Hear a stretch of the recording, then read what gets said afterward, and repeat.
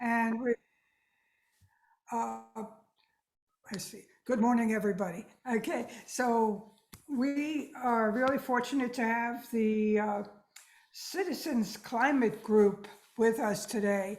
And they will be talking about how we could do things in a more positive way to help things get back to a more of an equilibrium, I guess.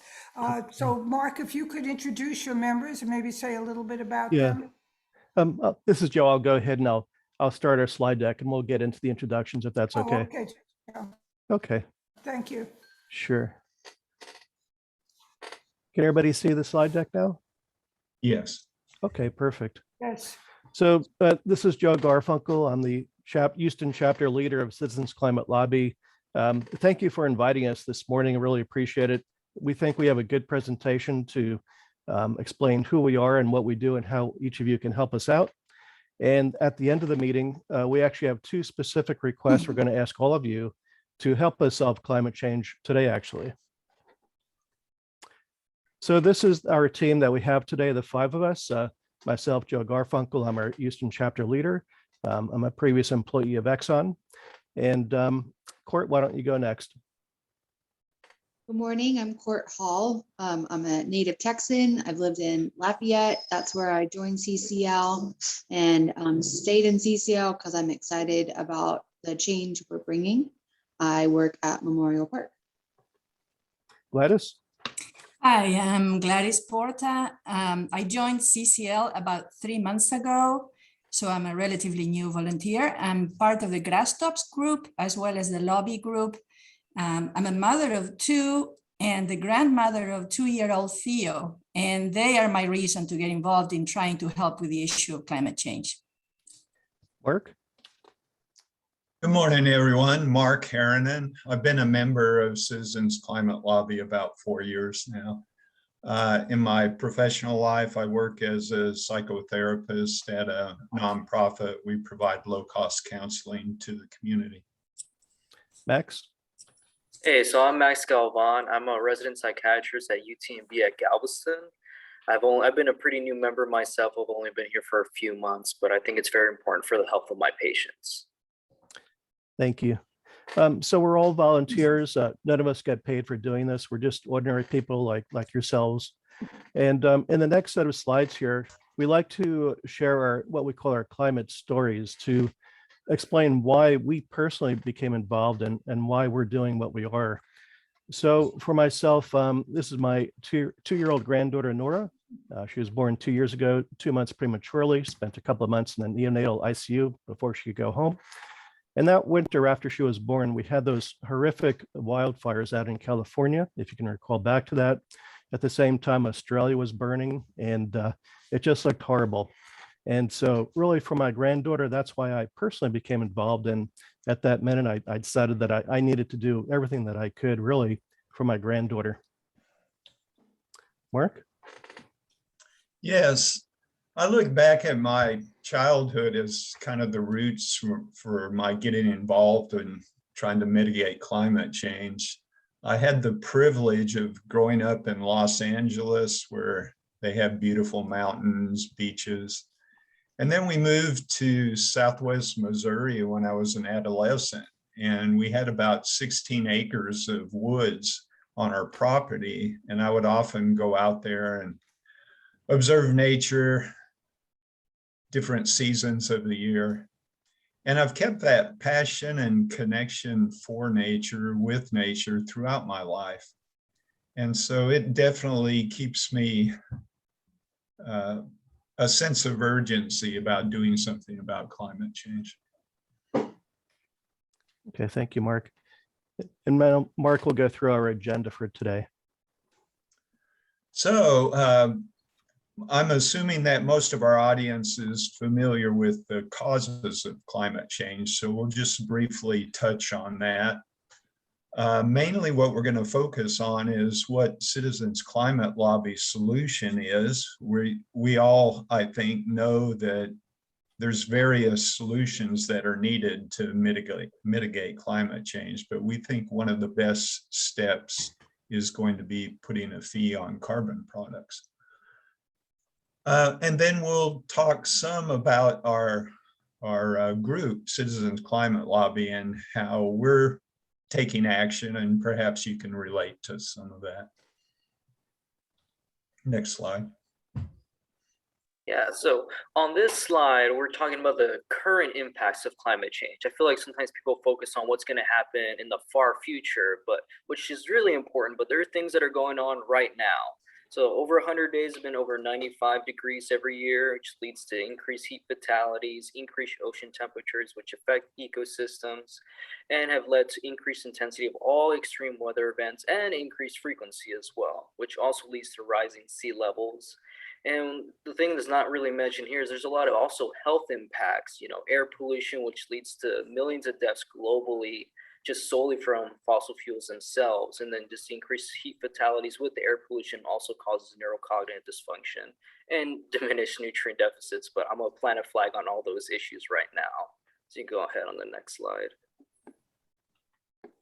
So this slide just kind of talking about how long we have. So the Intergovernmental Panel of Climate Change reports we have until 2030 to cut global emissions by 50% to avoid the worst consequences.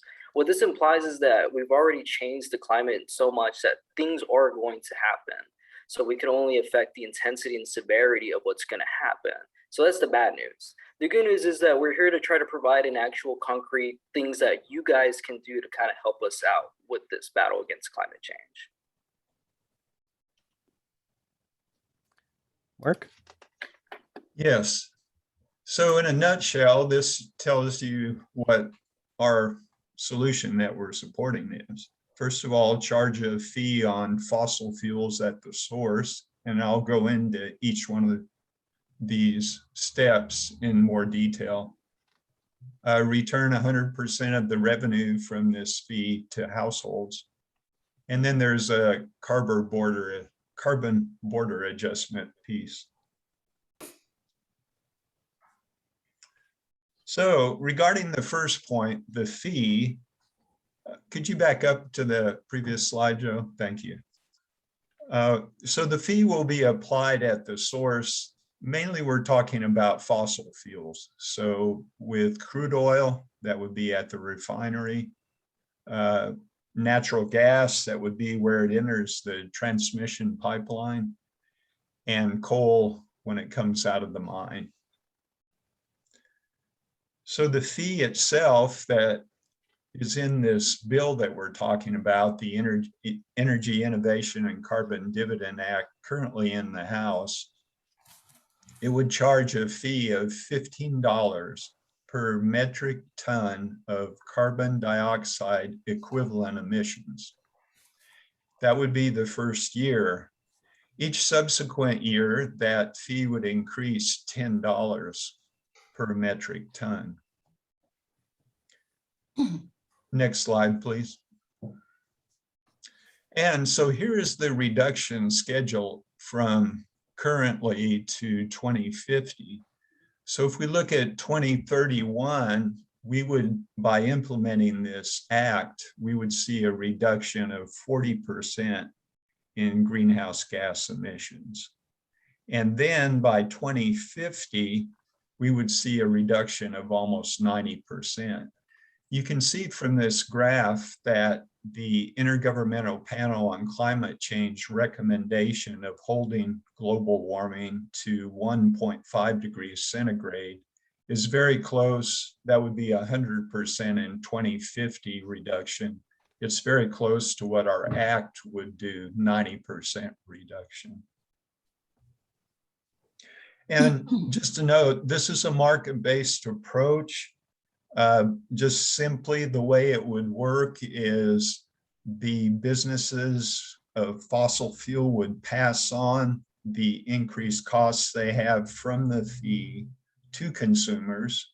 Consumers in turn would seek lower cost renewable energy products, and that would result in fossil fuel businesses searching also for cheaper means of energy besides fossil fuels. Next slide, please. The second stage of our step in our program is returning the revenue that's collected from this fee to individuals in the US. So this is to ease the burden of the increased costs that are going to show up in fossil fuel products, carbon-based products. And the fee will be paid to each individual. It will be a full share to an adult and a half share to children under 19. Our Citizens Climate Lobby had an independent researcher do a study on this for the first year. What would be the impact on household energy costs and the difference between that and the dividend? So the dividend on this graph is in green and the household energy costs is in the blue below that. The researcher divided the households into quintiles. The first quintile is the lowest energy costs of a household. So you can see from that, the dark blue is direct energy costs like gasoline, electricity, and home heating. The light blue is all the other extraneous costs that involve carbon products. So in quintile 1, they would come out over $300 a head in that first year. The dividend would exceed their energy costs. Second quintile, the second lowest household energy costs, it would be over $100 they would come out ahead. And then the third quintile, about $53 come out ahead. The last two quintiles, they would not come out ahead, but they have the option of reducing their energy costs. Next slide, please. The third step in our act, the Energy Innovation and Carbon Dividend Act, is a border adjustment. And quite simply, it would put a fee on imports, the country that's sending in the carbon-based product, the same fee that we are charging the domestic businesses, unless that country has an equivalent fee on carbon products. If that's the case, then our government would have a choice of either reducing the fee or eliminating it. And then exporters in the United States would be rebated any of the fee that they have paid. This would allow them to be competitive. Next slide, please. Now, a big part of the discussion when you talk about carbon fee is what happens to fossil fuel jobs. There has been a study a few years ago, back in 2014, that said this would actually increase job growth over 20 years.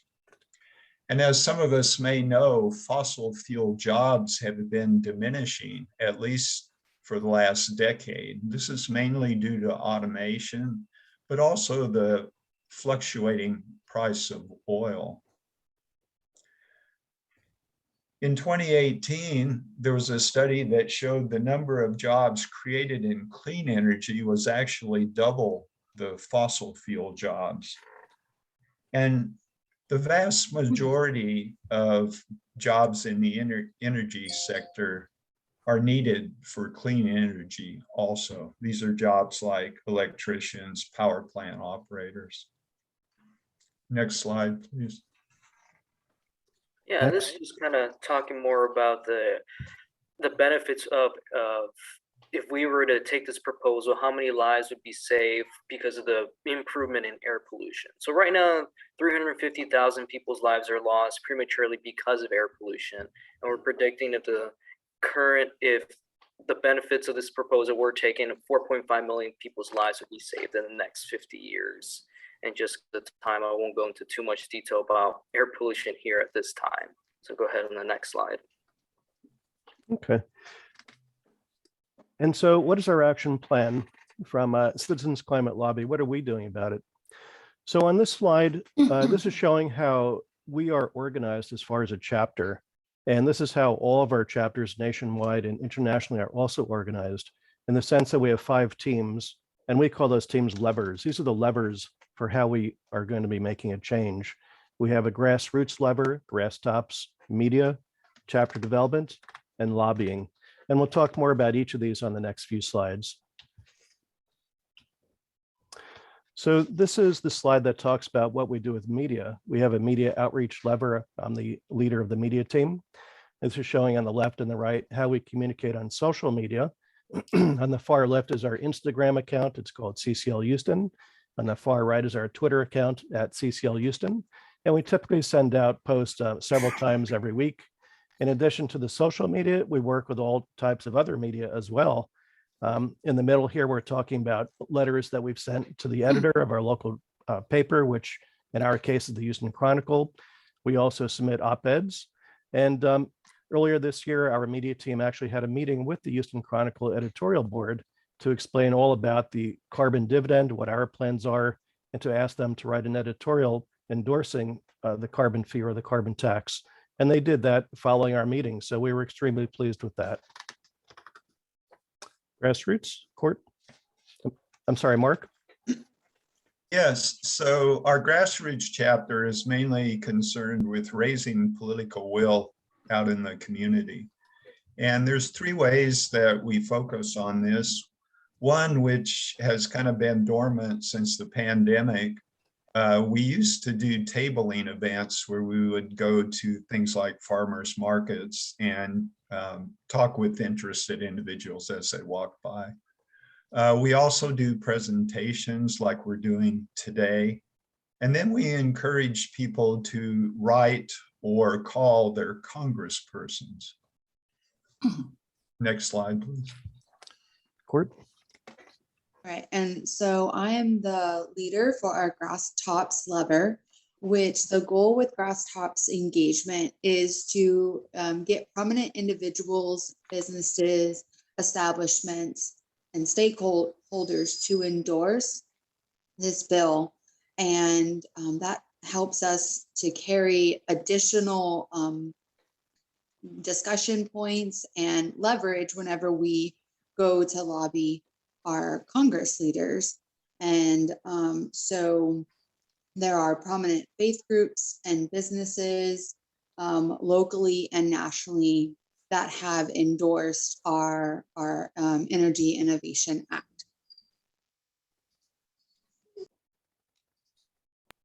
Gladys? Yeah, this slide shows the co-sponsors of the Energy Innovation and Carbon Dividend Acts, that's HR 2307 in Congress. There used to be 88, and last week 2 more sponsors joined. So there's now 90 representatives that support the Energy Innovation and Carbon Dividend Act. The lobby group's mission is to advocate for an effective national policy through lobbying members of Congress. So the lobby groups hold meetings with their representatives and staff to discuss carbon fee and dividend solution and request their endorsement of HR 2307. I'm in District 2. My representative is Dan Crenshaw. And I was lucky to join the group at a point when they were preparing for one of these meetings.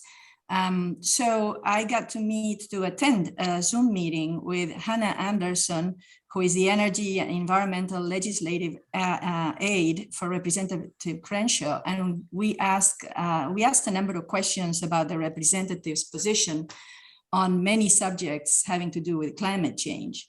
I found the experience extremely interesting, and I learned a lot in the process. And I find that these meetings are very important, even if your representative is not on board yet with the carbon fee and dividend policy. I think the meetings are very important because they inform the representative about it. They keep their attention on the subject, and they make the point, the subject of climate change, and they make the point that their constituents, that this matters to them, this matters to their constituents. Thank you, Gladys. Yeah. And on this slide, this is a summary of basically why Citizens Climate Lobby was created and why it exists and what it is we're trying to do. This is a quote from our CCL founder. His name is Marshall Saunders. I'm just going to read it. He said, "I used to think that the important people were taking care of the important problems, but no, preserving a livable world is up to us little people. What we do and do not do really counts." And so what this is trying to say is that for many, many years, our government leaders were unable to solve the climate change problem. We refer to it as needing political will. There was no political will to make the difficult choices and the difficult changes that are required to help us avoid the very worst impacts of climate change that we know are coming. And so the Citizens Climate Lobby was created and founded, and our job is to organize people and our government leaders to create that political will so that those very, very difficult decisions can be made and will be made. Mark? Yeah, so we're inviting you to join us. Our local Houston chapter meets once a month, second Saturday in the morning. We're currently doing that virtually, so you can join us from the comfort of your home. We also belong to the National Citizens Climate Lobby organization, and they also have a monthly meeting on that second Saturday right following ours. Next slide. So as I mentioned, one of the easy steps that you can take is call your representative and both senators. We've made this really easy on our national organization website, that link there. If you tap into that, you put in your zip code, it will pull up all the contact information for your 3 members of Congress, and it will also give you a current script to use. So if you want to follow the script, you can do that. All right. And that's the end of our formal presentation. We're open to questions, and I'll stop sharing now. Good, thank you. Yeah, there are a few questions in the chat. I'll mention that we save the chat and distribute it, make it available to the members after the discussion. So if you want to put the links and the contact information in chat, then it'll be generally available. Did you want to read what's in the text, what's in the Yeah, I can do that, or I could let the people who. But the first one was from Irv. Do you want me to read it, Irv, or yeah, or? I'll go ahead and talk. I was just curious on the mechanics out in the oil field. Wells produce, as we know, both oil and gas, and that typically goes to a tank battery, and then the metering is done there. And so you propose to tax natural gas at the wellhead somehow, and then but the oil and the natural gas liquids, I guess, you'll tax at the refinery, either the input or the output of the refinery on the products. I'm just curious. Mark, do you want to take that one? Yeah, unfortunately, I'm not up on the details of that. So I'll take a stab at it. Basically, the purpose of the carbon tax, or some people call it the carbon fee, it has various names. We call it also a price on pollution. The intention is to impose a fee on all sources of greenhouse gases that are released into the atmosphere. Greenhouse gas releases need to be stopped. And so obviously crude oil is going to have a tax on it. Natural gas as it comes out of the well should also be taxed as well. And there was another question following down, further down, I believe, or maybe it's here. Oh, here it is about the venting. Some natural gas is simply leaking into the atmosphere. It's either vented intentionally or it's leaking unintentionally. Those are extremely difficult to capture as far as understanding the amount of leakage. But there are new satellites being placed in orbit that are actually up there right now, circling around and identifying exactly where those leaks are occurring. For example, out in West Texas, the Permian Basin. And I think we're getting better and better at identifying where those leaks are and who's creating them. So basically, the bottom line is that all of these greenhouse gases should be taxed and will be taxed if we can identify the sources. I hope that answers the question. Yes, just to comment on that again is if we tax natural gas at the wellhead and then that same gas is used in a refinery, there's potential for being taxed twice. So I guess what I'm wondering is why do we not just tax the product at the time the carbon is being created, like always at the refinery, or always when that product is burned and the carbon gets created? I think the best answer to that is for simplicity. As the fossil fuels are sent through pipelines for distribution to various refineries and so on, it becomes more and more difficult to track them. And this bill that's in the House right now, HR 2307, Energy Innovation and Carbon Dividend Act, it doesn't want to create a massive administration with lots and lots of people involved, lots of cost in trying to track that.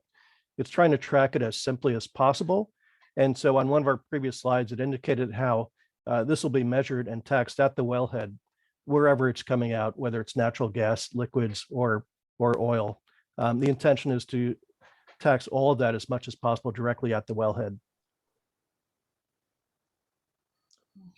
Julia, do you want to read your question? Or I will.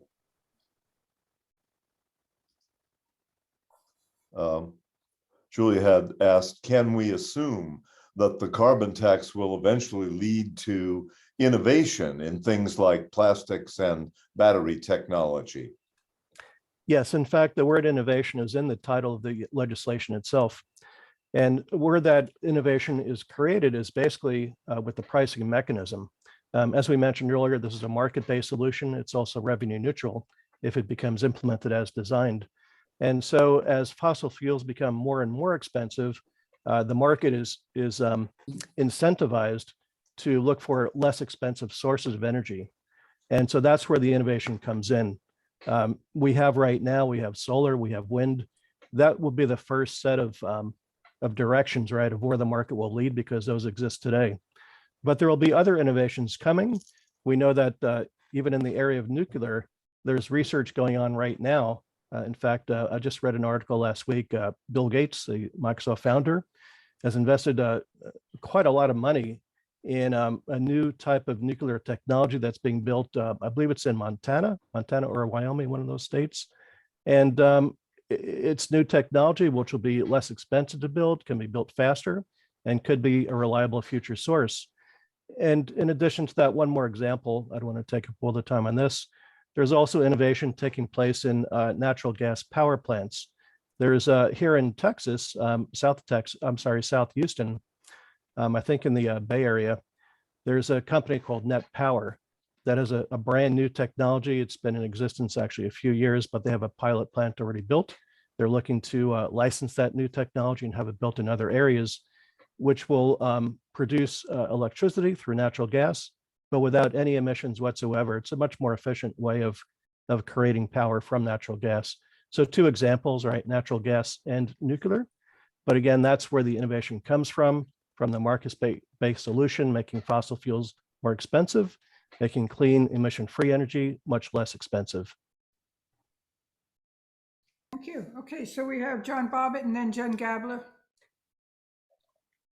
A couple of comments. First, I remember about 20 years ago when I was in Australia, they were just implementing a new taxation plan where everything got taxed that you produced. And it was up to the company to request a rebate if the tax was one that was supposed to be not taxed at this level, but taxed at another level. So that helped the administrative costs go away from the government and go directly to the companies. They'd have to do the administrative tax or else they didn't get the rebate. The second comment is that I recall this carbon tax, that's the way you've presented it, as being put forward again about 20 years ago by the Republicans. But I did not notice a whole bunch of R's in front of the list of people that want to sponsor it. Not What any. changed? I'll take the last comment first, and that didn't sound like a question, it was more of a comment. And so I agree with you. And let me just mention that Citizens Climate Lobby itself, we are a bipartisan organization. We're made up of Republican members, Democratic members, and independent members. We're a non-political organization. We're not going to, we don't support, for example, candidates that are running. We try to stay out of that. However, we understand that this is a political process and we must get this bill passed through Congress, however that happens. So where I'm going with that is that if you look at the history of this, actually, in 2016, I believe it was, that was the year that James Baker and George Shultz tried to introduce this bill, the carbon tax, carbon dividend bill, into the administration at that time. And it didn't make much traction. But if you look at what I'll call the old time Republican leaders, again, James Baker, George Shultz, there's a lot of advocacy for this bill for the reason that they know that this is actually a bill that Republicans should be supporting. And again, this is a market-based bill. The intention is not to create or introduce additional regulations. And in fact, if this bill is successful, then it would allow regulations to be removed because they won't be needed any longer. It's also intended and designed as a revenue neutral bill. The carbon tax, carbon fee is collected from those that pollute, and it's refunded to American families to offset their additional costs through the transition period. So it has all of the elements that conservatives and Republicans should be endorsing and should be really happy about, actually. But unfortunately, we have a very polarized situation here, right? Everyone is aware of that. And so it's likely there may not be a lot of Republican support for it, but we hope that there will be. Thank you. Okay, Jen Gabler, and then Oscar. Hi. So I had a question about logistics as well, but more on the side of the dividends. So I live down on the southern border where we have a lot of undocumented residents. And I'm just wondering what exactly the method is that you're planning, that you're proposing for how to get those dividends out to families. That's a very good question. I'll take that. And Mark, if you want to add any follow-up as well. And in fact, to be honest, this is the exact same question that was asked of us by the Houston Chronicle editorial board when we met with them earlier this year. What happens to those folks that are undocumented? And to be honest, the way this program is designed, the dividend will only be provided to families that have Social Security numbers that are documented in the system. So unfortunately, that's what it is. That's how it'll work. But on the flip side of that, as it turns out from our research studies, the families that actually spend the most on energy and that will be impacted the most by energy are those with the really the wealthiest families, right? They have income, they have funds available set aside, and they can afford the additional cost. They'll get a refund, a carbon dividend, but they actually don't need it, right? Because they have the means to reduce their energy consumption. On the flip side of that, the poorest in our society, and possibly the undocumented, they purchase the least amount of energy, and unfortunately, they may not get a refund, but they're not terribly affected because they spend the least amount on energy. Of course, they only spend the least on energy because they can't afford to spend more on energy. Mark, did you want to add anything on that? I'll just comment on the logistics. From what I understand, the Treasury Department would use previous tax return records to identify the individuals that are eligible. And if somebody hasn't filed a tax but is a US citizen or permanent resident, they can fill out a form. My understanding also is that it would be direct deposit. They would try to avoid mailing out checks. Okay, Oscar.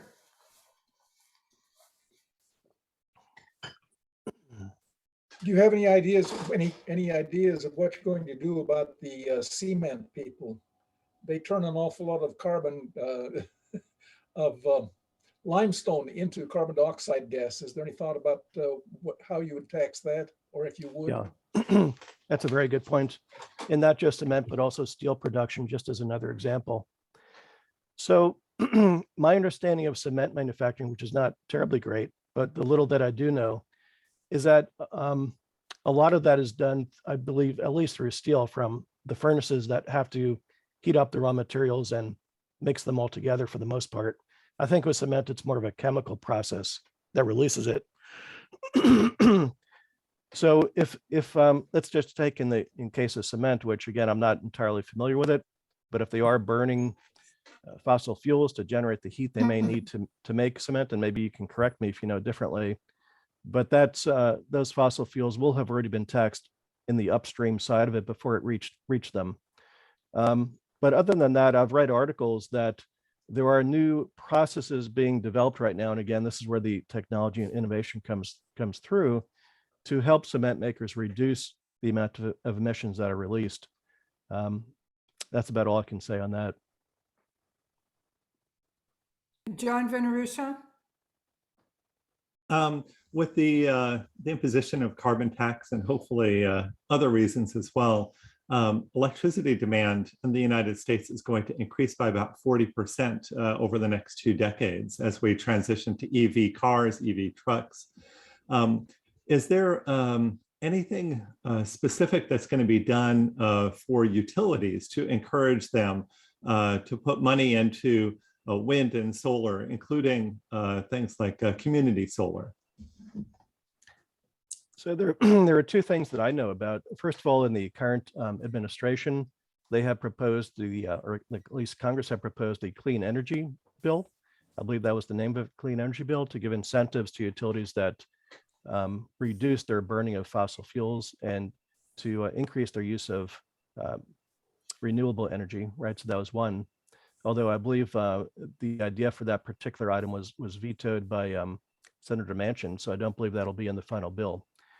But the other mechanism is the market-based nature of the Energy Innovation and Carbon Dividend Act. If utilities do not move into this transition period, if they're not incentivized already to start building renewables, their costs are going to be increasing a little bit each year, right? Starting at $15 in the first year, increasing $10 every year after that. And in Texas in particular, everyone here who has a house knows that we have a fairly competitive electricity market, and it's fairly easy to switch from one electrical provider to another. Those here in Texas that are already producing electricity from renewables are going to have a much lower cost, and they're going to be passing along much lower costs to their consumers as compared to those utilities that continue to burn fossil fuel with a carbon tax on top of that. And people are going to be starting to switch because that's what people do. People always want to buy things at a lower cost if possible.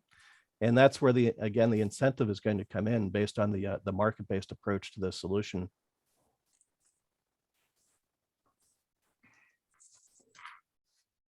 I have a Just one question. last, and then Garner. Okay, I have a question about the border tax. My impression is that Europe is ahead of us on carbon taxes, and therefore most of the impact would be import duties on products from China. Do you have any remarks on that issue? Yeah, you're exactly correct. Europe is ahead of us in a lot of areas, but specifically in regard to their own internal carbon tax and the border adjustment. The way that it'll impact the US is the way that we wanted it to happen here in the US, with us ourselves having a border carbon adjustment and a tax. But for those US businesses that are exporting their goods to Europe, once that European border tax takes effect, which is, I believe, in 2023, Yes. if I'm remembering correctly, Yeah. we will start becoming at an extreme disadvantage in selling our products into the European market. We will be charged additional fees, which industries within the European Union will not have to pay. Therefore, Europeans will stop buying our products because they'll be way too expensive. And that will be, again, an additional incentive here in the US for our political system, our government leaders, to do something about that really quickly, because we will be at an unfair disadvantage. In fact, we've already seen through our, our normal day-to-day things here in Citizens Climate Lobby that there have been already many senators, many congressmen who have already sent letters to President Biden to do something to negotiate with the European Union to have the European Union take away and not impose those border taxes, right? Which is kind of like the opposite of what we should be doing. We should be having our own. But yes, you're exactly correct. Europe is ahead of us, and the US will suffer the consequences if we don't have our own ecosystem in place by then. I think you had a second part, but I think I missed that about China. Well, yeah, I mean, we have exported a lot of pollution to China by exporting the dirty end of the manufacturing process. And so I think this would address that issue to some extent, but I don't have an overall sense of the size of the impact that it would have on US-Chinese trade and how that might affect consumers. So the European carbon tax and border adjustment would have a direct impact on China, just like the EU tax will impact the US. The only way that the US and China directly between each other will have an impact is if the US goes ahead and creates this carbon tax mechanism, and we have our own border carbon adjustment, in which case we will start charging taxes, import taxes on China if they don't have an equal carbon tax themselves. And that will again incentivize China to set up their own carbon tax system to move to cleaner renewable energy, just like the US will be incentivized by what happens in the European Union. Okay, Garner. Yes, I thought the presentation was very, very good. It's very convincing. You certainly convinced me.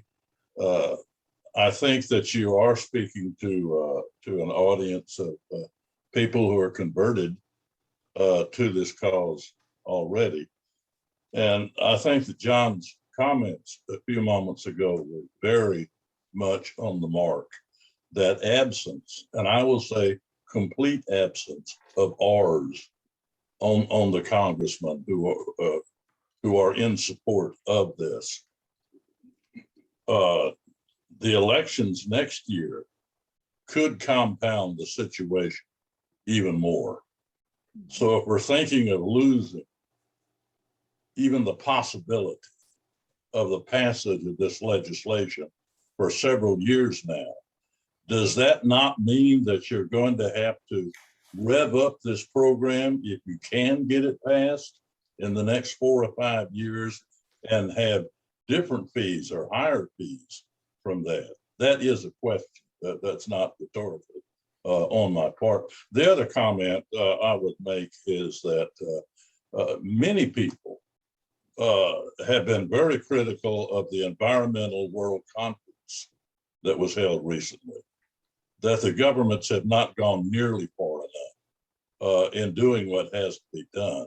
So if Europe is ahead of us in this, to me, that's a pretty bleak situation. Hey, I'd like to make a few comments and hopefully address the comments and the questions. So I think CCL has strategically over the years, through the various introductions of this bill, there has been bipartisan support before in the past Congress. Whenever the bill was introduced, it was co-sponsored by both Republicans and Democrats. And in this Congress, I think the legislative thinking was slightly different. But I will say, whenever we present our proposal to Congress leaders, we also present others. So the Growing Climate Solutions Act in the Senate does have bipartisan support, and it's another tool that we use. And so I think collectively we do feel this, we feel that strain of the lack of R's for this bill, but I also think we have a sense of empowerment, because if we can get others going as well and focus on those wins, that helps us continue to focus on building the support that we need for our particular solution.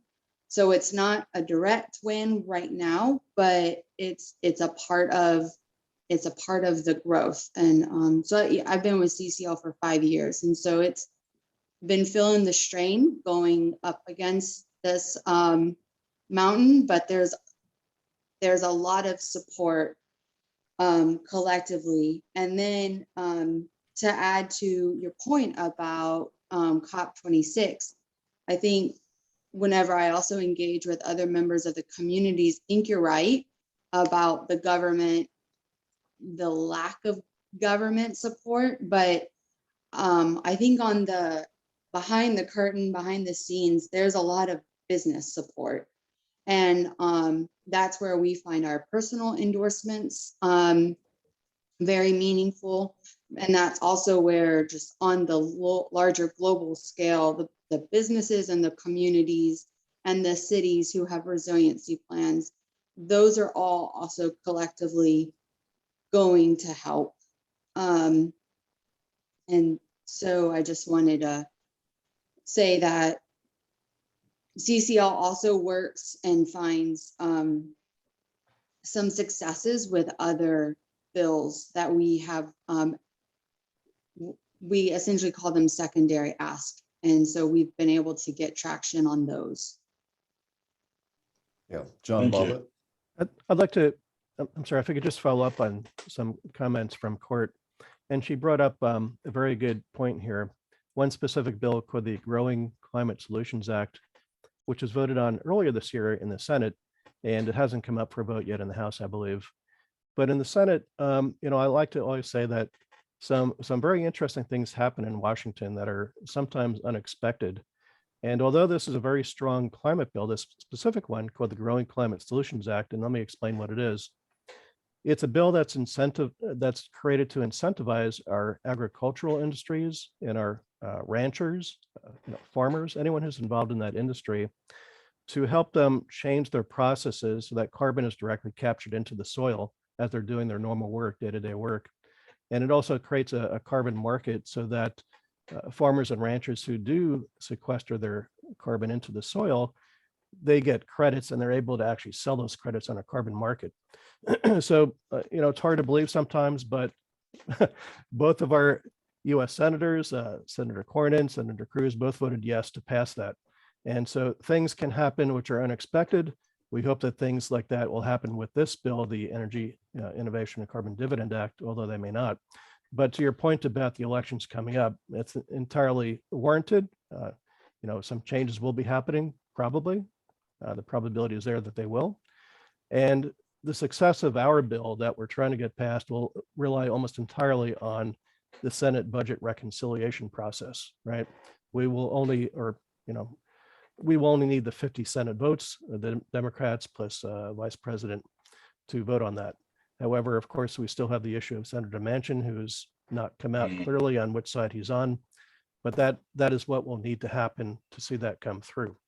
And if the bill is delayed and it's not passed, then the other question was, what will happen? How will we reach the target goals? And it's true that if the bill gets delayed, it becomes more and more difficult to reach those target goals, which implies that, yes, we may have to start off with a higher carbon tax and possibly increase it even faster every year. Thank you. Thank you. Okay, we Bobbitt. Yeah, again, going back to the border taxes, and I'm to give an example of how would this be collected. I'll use aluminum. Aluminum itself doesn't contain carbon. So when you refine your bauxite to get aluminum, all the carbon cost goes into the refining. It takes a lot of energy to refine it. But when it comes to the border, is it going to be taxed or is it not going to be taxed? Because if it's not going to be taxed, I can see all the aluminum processing plants going to places that don't have a carbon tax. So I believe the bill actually has language that refers to carbon intensive products.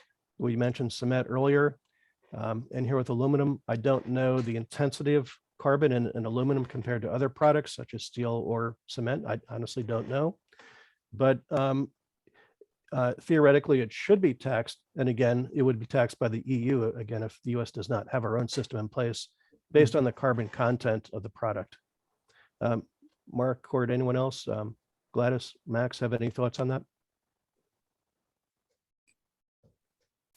Well, if they went to another country to produce, and when they send the products back in, they would probably be taxed, I would imagine. They would, you know. Is that, I don't know if I understood the question.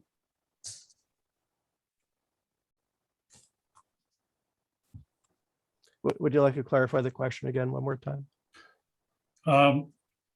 Yeah, so when you refine aluminum, Mhm. you put a lot of carbon energy into the refining because it takes a lot, you produce a lot of electricity. And if you don't have a carbon tax, you might just go ahead and use gas or oil or coal to produce the electricity. But the product itself does not contain any carbon, so it's not. I mean, if you don't charge the energy going into it, you're not going to collect anything from the on the tax on the aluminum. And I think a lot of agricultural products would face that condition also. Yeah, I think I understand the question better now. So the energy is an input into the product itself, although it's not contained in the product. And so the intensity of the product, I believe, is calculated based on the inputs into the product. Yeah, because the hydrocarbon fuels that were used to generate the electricity would already have been taxed at the source. Mm-hmm. Yeah. And so the incentive there, you're exactly correct. For the aluminum manufacturers and refiners, if their energy costs are going up because, again, it was taxed at the source, then the aluminum manufacturers have an incentive to try to obtain less expensive energy, whether that can be renewable energy, wind or solar, or other sources, to try to reduce the input of that. And that's where, again, that market-based approach takes into effect.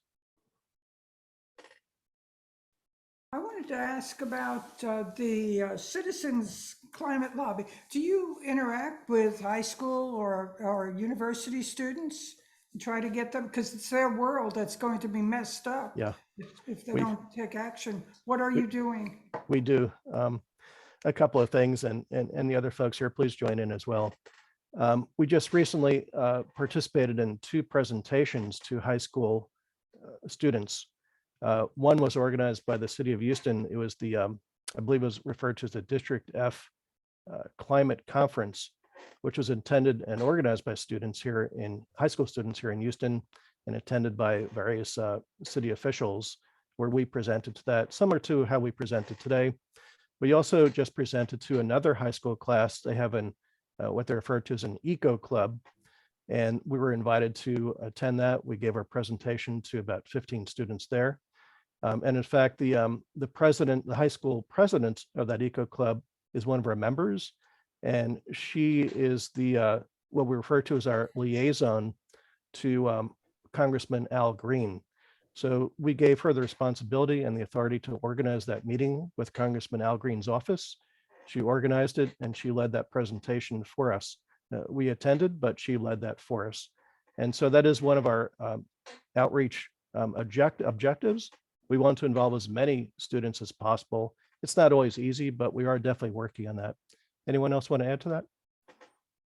Yeah, and there's John, who's like a high school teacher, and he's very involved with like high school students. He's always trying to get like clubs, especially within his own school, to like kind of increase awareness. And I think he had tried to involve me in some of his presentations. Unfortunately, I hadn't been able to jump on them, but he's definitely been helping high school students do their own presentations to raise awareness within their own community and their own peers. So we're definitely trying to. Really important. And I wanted to also ask about the Max in particular, about the health benefits of the action that you all are taking to close down the coal burning electric plants, especially the one that's near us in Sugar Land, that our air is always in Sugar Land moderate quality. What could we do about that? What is being done about that? Stuff around like the Houston area, I'm not as familiar with. I've been trying to get more involved in that. All I know is that there is a lot of like Houston-based policies and local stuff kind of going on. I'm not super familiar with what to do specifically around here. All I could really say is more abstract things and just staying aware and like honestly just actually showing up to the meetings and reading the news because I think for the most part people just don't really pay attention to what's going on. Like I think right now that like people aren't even aware, like at least like my peers and colleagues don't even know about like all the Superfund sites that Texans even have. And like how flooding is like a really big risk because if flooding hits a lot of those sites and like if a hurricane happened to hit those, like there'd be a lot of toxic waste there. And the worst part is that a lot of those Superfund sites are in minority or lower socioeconomic status people. So I feel like the biggest thing right now is getting involved, just like raising awareness and seeing even if like your local politician is even thinking about that kind of stuff, and if they're not, like to even put that in their mind to let them know it's like, hey, like my constituents want to think about this, because right now like there's like really just not a lot of like desire. Like my local guy Troy Nels, I've been trying to talk to that guy about climate change stuff for a while and he just kind of ignores me. So like we just need to even get them to even think about it before we can really get anything done. Yeah, thank you. Mon Masters and then Jim. I was just going to say, coal is already a dicey business. Coal is pretty cheap, and still the miners are not making profit. And so, adding a carbon fee on top of the price of coal would incentivize, would actually make major impact on the power stations. But all the power stations were built with a amortization schedule like 30 years. And so it's very difficult to just close them down. But this would be a step in that direction. Jim Sheridan and then John, and we have to close it. Yeah, addressing what Tamara said, the coal powered plant in the Sugar Land is called the Parish Plant. And they've spent $1 billion on carbon capture at that plant. But the last time I heard, it actually wasn't working for some reason. But it isn't for lack of effort. They spend a lot of money, but coal plants are just hard to clean up. Yep. If I can follow up on that, I know we're running short on time, and you're exactly correct. There was a pilot carbon capture plant that was built there. It was referred to as the Petronova project, and it ran for a period of time. The results were evaluated by the federal government, I believe by the Energy Agency. That's where the funding came from, and it was shut down. And my understanding of what the results were, they showed that from a technical perspective, it showed that it was capturing a certain amount of carbon, but not what the original design goal was. And so it didn't completely achieve its objective. And I believe that the reason that it was shut down was an economic reason. When they designed that plant, the intention was that all of the captured carbon was going to be sent through a pipeline to a nearby oil field for injection into the oil wells. It's called an enhanced recovery. And when the price of oil dropped, it was no longer economic to keep collecting the carbon and sending it through the pipeline. It was not going to be used.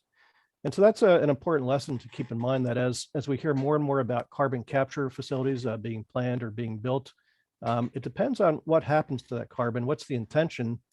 And if the intention is to send it through a pipeline for enhanced oil recovery, that's again an economic effect, which may cause that facility to shut down if oil is not at the price that's required to capture that profit. And that's something to keep in mind. And lastly, John Veneruso. Sure. A few days ago, I had the pleasure of talking to one of the directors of Clark Public Utilities, specifically about community solar. They're currently looking at building a 1 megawatt community solar facility without subsidies, without relying on the benefits that might come from a taxation plan. And one of the things that they're finding just in their basic outreach is that a lot of the residents actually would be very happy to invest in shares of one of these facilities because it's just the math works out a lot better than putting it up on your roof. So I'm wondering, are there other advocacy efforts to encourage utilities to take a look at this? Since solar, the cost of solar per kilowatt is now less than coal, it's less than oil or even natural gas under many circumstances. That's a really good question. And it really comes down to consumers' choice. Are consumers aware of that? And are they willing to switch suppliers so they can buy that less expensive electricity? It's all market-based. That's what it comes down to. Yeah, I'll just add a personal note. I joined a solar co-op in my neighborhood, and they evaluate all the possible options of companies that are putting up solar panels, and then they recommend one. And so each of us who join that co-op has the option of going with that identified solar panel installer. And so we get a reduced price on that through that, combining everybody together. All right. We thank you so much for being with us this morning. And special thanks to the Citizens Climate Lobby. It was excellent. Thank you so much. And I hope you continue on alerting other people and things they could do. May I make a quick comment before we go? For a lot of you guys, if you have more questions on the CCL website, there are studies that have been done, and one from the University of Columbia, where you can see a lot of answers to questions that you may have about how the dividend will impact households and things like that. That's just, I wanted to make sure you knew there are those resources in our website. Yeah, put the link in the chat because we save the chat and distribute it. Appreciate that. Thank you. And thank